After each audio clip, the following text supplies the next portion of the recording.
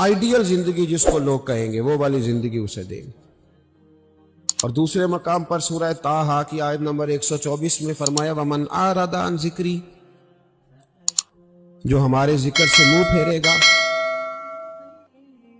جو ہمارا کھا کے چہرہ کسی اور طرف کرے گا، جو چلے گا ہماری زمین پر لیکن توجہ کسی اور طرف ہوگی، آسمان کی چھت ہماری بنائی ہوئی لیکن اس کے خیالات کہیں اور ہوں گے، فَإِنَّ لَهُ مَعِيشَةً ضَنْكَ، فرمایا ہم اسے تنگ زندگانی عطا کر دیں گے، اس کی زندگی تنگ ہو جائے گی، اس کی معیشت تنگ ہو جائے گی۔ گناہ زندگی کو تنگ کر دیتے ہیں، نیکی زندگی میں آسانی پیدا کرتی ہے۔ آپ کو اگر زندگی میں سکون چاہیے ہو تو آپ کسی غریب کی خدمت کر کے دیکھیں، اللہ کتنا سکون عطا کرتا ہے۔ آپ بڑے پاورفل بھی ہیں، بڑے طاقتور بھی ہیں اور بڑے باوقار بھی ہیں، لیکن کسی کو گالی دے کے آپ کا دل کبھی ٹھنڈا نہیں ہوگا، تکلیف ہوگی، اس کے اندر آزمائش ہوگی۔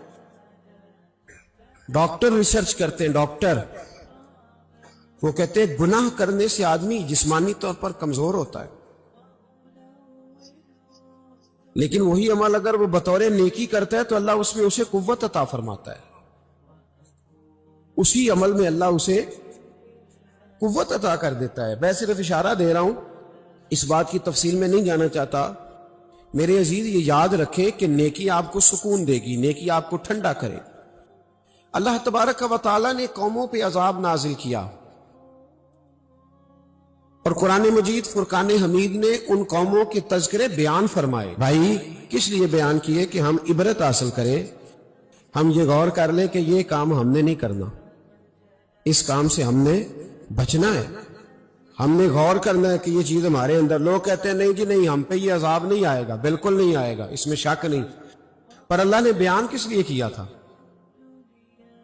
بیان کیا قرآن مجید معاذ اللہ کسی ایسی چیز کا بیان کرتا ہے جس کی ضرورت نہ ہو؟ قرآن پاک نے ایک ایک حرف ایسا بیان کیا جس کی مسلمان کو ضرورت تھی۔ قوم نوح کا ذکر فرمایا قرآن پاک نے۔ حضرت نوح علیہ السلام کی قوم کو حضرت نوح علیہ السلام نے 1500 سال سمجھایا ہے۔ 15، کچھ لوگوں نے 950 سال لکھا ہے نا، اعلیٰ حضرت نے لکھا ہے 1500 سال عمر ہوئی حضرت نوح علیہ السلام۔ اللہ تعالیٰ بندے کو جلدی سزا نہیں دیتا، بلکہ قرآن مجید میں ایک جگہ رب کریم اس طرح بھی فرماتا ہے کہ جب بندے مجھے بھول جاتے ہیں تو میں ان کے لیے نعمتوں کے دروازے کھول دیتا ہوں۔ بندہ سمجھتا ہے کہ میں کچھ تو ہے نا کہ میرے اندر، کہ میں جدھر جاتا ہوں خیر ہی خیر ہو جاتی ہے، وہ سمجھتا ہے کہ میری عقل ہے، حالانکہ اللہ اسے ڈھیل دیتا ہے، اللہ اسے ڈھیل دیتا ہے۔ گناہوں کی سزا کے 3 طریقے ہیں۔ ایک ہے متنبع کرنا، تنبیہ کرتا ہے اللہ، بندہ متنبع ہو جاتا ہے، یہ اللہ کا بہت بڑا احسان ہوتا ہے۔ ایک ہوتا ہے مہلت دینا، اور ایک تیسرا ہوتا ہے اللہ خفیہ تدبیر کرتا ہے۔ تھوڑا سا سمجھیے گا، انسان پر کوئی آزمائش آئی، فوراً اس کی چھٹی اس نے کہا کہ وہ فلاں جگہ غلطی کی تھی تب ایسا ہوا ہے۔ ہوتا ہے نا کئی دفعہ، آواز آتی ہے نا اندر سے، چلیں بول دیں کچھ نہیں ہوتا آپ کو، اللہ جانتا ہے یہاں کوئی کچھ نہیں کہے گا آپ کو، اور ہماری تو ویڈیو بھی نہیں گھومتی، یعنی خبر بھی نہیں ہو کہ کس نے ہاں کر دی کس نے نہ کر دی۔ آپ بغیر ٹینشن کے بات چیت کریں، آج کچھ نہیں ہوتا انشاءاللہ تعالی۔ آتی ہے اندر سے آواز؟ میں آپ سے اس لیے ان چیزوں کی تصدیق کراتا ہوں کہ باقیوں کو بھی آتی ہے کہ نہیں، اس لیے تصدیق۔ کبھی کوئی کسی جگہ انسان پریشان ہوتا ہے تو محسوس کرتا ہے کہ وہاں مجھ سے ہوتا ہے نا جی، جس کو یہ نصیب ہو جائے بڑا خوش نصیب آدمی ہے۔ حضرت مولا علی فرماتے ہیں اگر تجھے دنیا میں سزا مل گئی تو بچ گیا ہے، سمجھ پھر اللہ کرم کرے گا، آخرت میں سزا نہیں دے گا۔ اور یہ یاد رکھ لے، وما اصابکم من مصیبت فبما کسبت ایدیکم ویعفو عن کثیر۔ اللہ فرماتا ہے دنیا میں تجھے جو بھی تکلیف پہنچتی ہے وہ تیرے ہاتھوں کے کرتوتوں کی وجہ سے پہنچتی، ویعفو عن کثیر، فرمایا کثیر گناہ تو میں ویسے ہی معاف کر دیتا ہوں۔ یہ جو تیری زندگی میں دکھ ہے نا، یہ بھی میری قلیل سزائیں ہیں. یہ کثیر پر سزا، یہ قلیل ہے، قلیل یہ جو تمہاری زندگی میں تکلیفیں. انسان کو سزا ملتی. حضرت فضیل بن عیاض رحمۃ اللہ تعالی علیہ گھوڑے پہ بیٹھے تھے، گھوڑا شرارت کرنے لگ گیا، اچھلنے لگ گیا، کودنے لگ گیا. تو حضرت فضیل بن عیاض نیچے اترے، ایک کونے میں جا کے نماز کی نیت باندھ لی، 2 رکعت نماز پڑھی، پھر دیر تک استغفار پڑھتے رہے، روتے رہے، دعا کرتے رہے. واپس آئے، خادم عرض کرنے لگے حضور سمجھ نہیں آئی، گھوڑے نے تھوڑی سی شرارت کی، وہ بدکا ہے، آپ نے اس کو چھوڑا ہے اور چھوڑ کر کے آپ نماز میں لگ گئے. تو حضرت فضیل بن عیاض فرمانے لگے جب بندہ اللہ کی نافرمانی کرتا ہے نا تو جو چیزیں اس کی فرما بردار ہوتی ہیں وہ اس کی نافرمانی کرنے لگ جاتی. تو مجھے محسوس ہوا تھا کہ میں نے کہیں اللہ کی نافرمانی کی ہے، اس لیے ایسا ہوا ہے کہ میرے گھوڑے نے میری، تو میں توبہ کرنے لگا ہوں اور اب دیکھتا ہوں بیٹھ کے بھلا کیا ہوتا ہے. میں نے سچی توبہ، حالانکہ مجھے یاد نہیں کہ میں کہاں بولا، پر کھری اور سچی توبہ کی. دوبارہ گھوڑے پہ بیٹھے تو گھوڑا بالکل صحیح ہو کے ساتھ چلنے لگ گیا. میرے بھائی جب یہ تنبیہ ہے اللہ کی طرف سے، یہ متنبہ کیا جاتا ہے کہ تو بعد آ جا. بہت ساری جگہوں پہ انسان کو وقتی طور پر اگر سزا مل جائے. نبی پاک علیہ السلام کی خدمت میں ایک صحابی آئے، بات مضبوط کر دوں، واقعہ سنایا ہے نا تو کچھ لوگ سمجھتے ہیں کہ یہ واقعہ ہے، تو میں ایک حدیث پاک امام بہقی کی لکھی ہوئی عرض کرتا ہوں.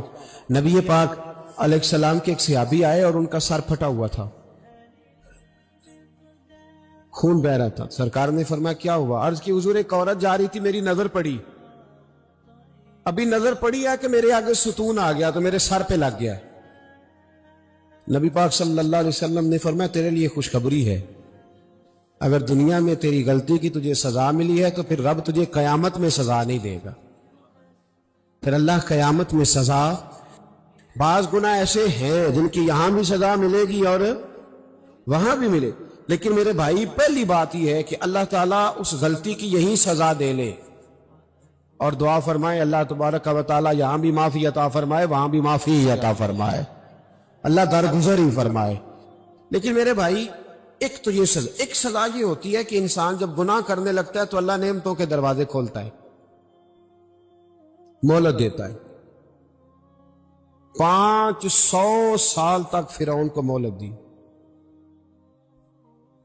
کتنے؟ یہاں جو 5 سال حکومت کر لیتا ہے وہ کہتا ہے سب سے قابل میں ہی ہوں، مجھے مہلت بھی ملی ہوئی ہے. 500 سال مہلت دی اللہ تعالیٰ نے. اور فرعون کی قوم پر پتہ عذاب کس طرح کیا آئے تھے؟ ٹڈیاں مسلط کر دی اللہ نے. یہ گھومتی نہیں چھوٹی سی، ہم اپنی زبان میں اس کو کچھ لوگ مختلف ناموں سے یاد کرتے ہیں، کوئی مکڑی کہتا ہے، کوئی کچھ کہتا ہے. مسلط کر دی، جاتی نہیں. ان پر بنی اسرائیل کے ان مقابل جو فرعون کی قوم تھی ان پر الزام اس طرح کا عذاب آیا کہ مینڈک مسلط کر دی اللہ تعالیٰ. برتن کھولتے تھے اندر مینڈک نکلتا تھا، دنیا کی ہر دوائی استعمال کرتے تھے لیکن مینڈک نکل آتا تھا. تھوڑا سا سمجھا کریں چیزوں کو. ہمارے رنگ نہیں زیادہ گورے کہ ہم پر عذاب نہیں آتا. کوئی بہت زیادہ اللہ تعالیٰ معاف فرمائے دولت نہیں جمع کرا بیٹھے شاہی خزانے میں کہ ہم سے پوچھا نہیں جائے گا. یہ مہلت ہے، مہلت کو مہلت سمجھو. پر جب پکڑ آتی ہے نا اللہ کریم کی، میں نے دیکھا ہے کروڑوں روپیہ، 6 اولادیں. ایک شخص کے بچے باہر سے آ رہے تھے، وہ بندہ بیمار تھا. مجھے کہنے لگا حضرت جی دعا کریں میں ان کے آنے سے پہلے مر جاؤں ورنہ آ کے مجھے مار دیں گے. دعا کریں. اتنی بے سکونی، کروڑوں روپیہ پڑا ہے تو یہ عذاب نہیں؟ کوئی ضروری ہے کہ پتھر ہی برسیں گے تو سمجھ آئے گی؟ یہ جو سگا بیٹا بوڑھے باپ کے قریب سے گزر جاتا ہے سلام نہیں لیتا تو اس کو عذاب نہیں سمجھتے؟ یہ جو امت کی بیٹیاں، امت کی بچیاں، ہماری بچیاں ایک سال کے اندر 75,000 ہزار بچی ایک ڈویژن سے بھاگ کے شادی کر رہی ہے اور ایک صوبے سے، تو اس کو آپ اللہ کا عذاب نہیں سمجھتے؟ یہ معمولی بات ہے. नहीं नहीं हमारे रंग हो रहे, हम बड़े स्मार्ट हैं। 1500 साल मोहलत दी नूह अलैहिस्सलाम की कौम को। कितने साल? बोल के बताइए, बोल के दोबारा बोलिए। 1500 साल। कोई आदमी अपनी स्मार्टनेस पे खुश ना हो जाए कि 20 साल हो गए, मैं तो नाफरमानी भी कर रहा हूं, रोटी भी पक रही है, मैं तो हराम भी खा रहा हूं, फिर भी सब ठीक है। 1500 साल मोहलत दी। फिर हजरत नूह कहने लगे, अल्लाह मैंने तो बड़ा समझाया, नहीं बाज आते। तो रब करीम ने फरमाया कश्ती बनाओ। अल्लाह के पैगंबर कश्ती बनाने लगे तो कौम मजाक उड़ाने लग गई। अब क्या करने लगे हो? अब कश्ती बनाने लगे हो, खैर तो है, कौम मजाक उड़ा रही है। हजरत नूह अलैहिस्सलाम का आपने कश्ती बनाई, पानी कहां से निकला? ना बारिशें हुई, न सैलाब आए, एक तंदूर था, उसके अंदर से पानी निकलना शुरू हो गया। कभी तंदूर से भी पानी निकला है, पर जब निकालने वाला चाहता है तो वहां से भी एक तंदूर से पानी निकला। इतना निकला, इतना निकला, इतना निकला कि कौम सारी डूब गई।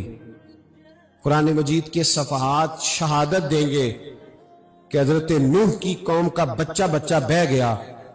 बचे सिर्फ वो थे जो हजरत नूह के साथ हो गए, तबाह हो गई। अल्लाह बेनियाज है, बेनियाज।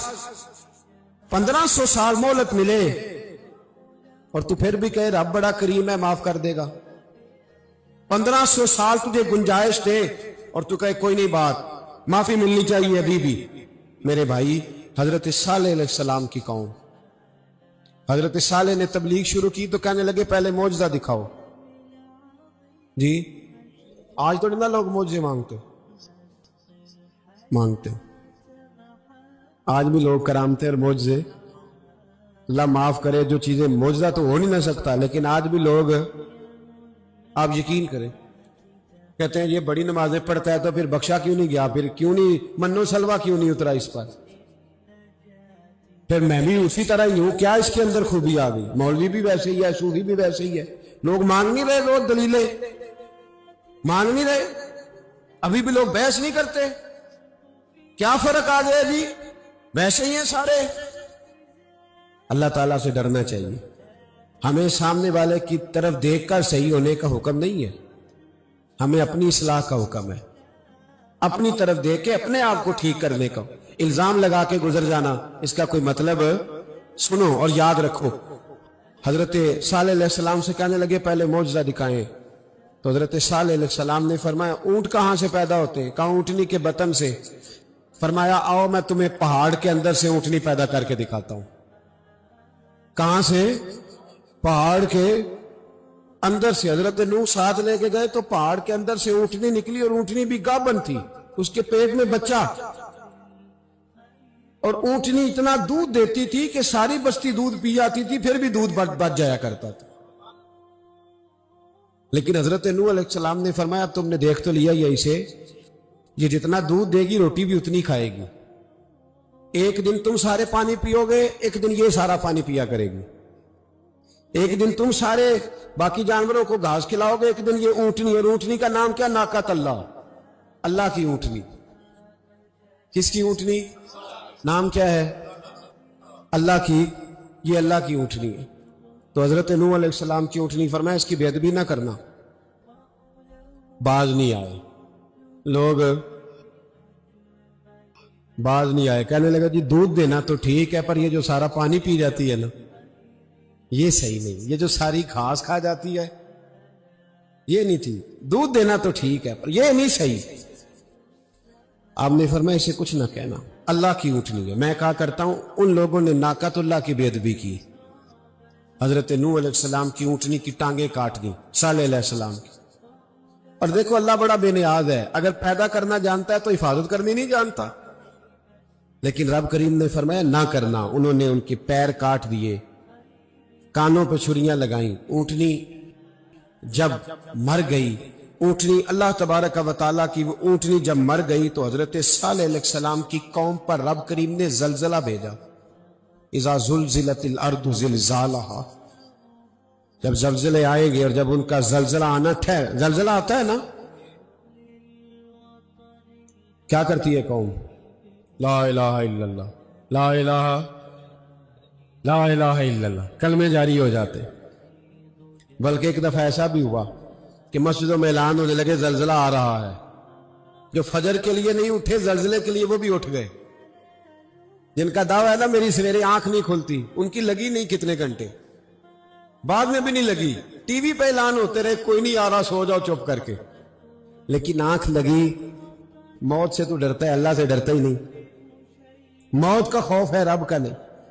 जलजिला आया, सारी कौम तबाह हो गई। बताओ, अगर नाकत अल्लाह की गुस्ताखी हो तो अल्लाह नाराज हो जाता है, और अगर औलिया अल्लाह की हो, अगर औलिया अल्लाह की हो तो रब नाराज नहीं होता। शर्म नहीं आती लोगों को दाता साहब की बेअदबी करते, शर्म नहीं आती लोगों को गौसे आजम की गुस्ताखी करते, हया नहीं आती जिन्होंने दीन फैलाया उनकी बेअदबी। मैं दर्द से कहता हूं, रो के कहता हूं, और अगर कलेजा फट सके तो मैं दिखाऊं जख्म कितने।